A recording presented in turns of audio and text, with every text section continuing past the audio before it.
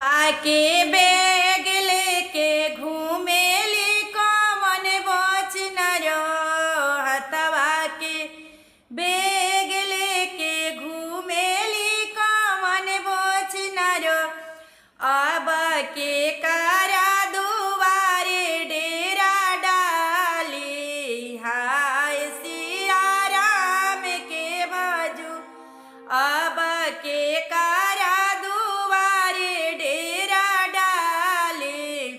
हाय सिया राम के बाजू अपना महलिया में से बोले लन कौन समझी अपना महलिया में से बोले लन कौन समझी अब हमारा दुआरे डेरा डाले हाय सिया राम के भजू अब हमारा दुआरे डेरा डाले हाय सिया राम के भजू अरे रौरा महलिया समधे हम नाही आईबो रौरा महलिया समधे हम नाही आईबो अब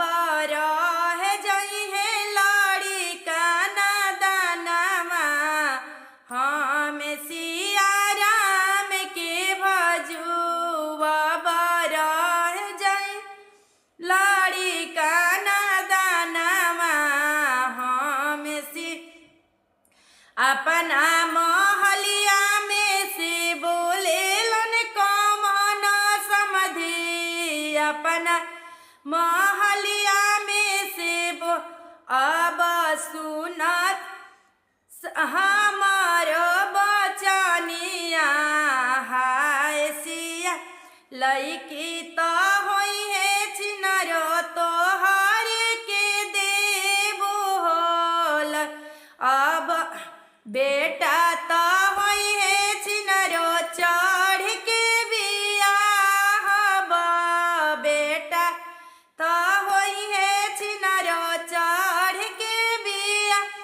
अब बेटी के देव कन्या दानमा हाय सी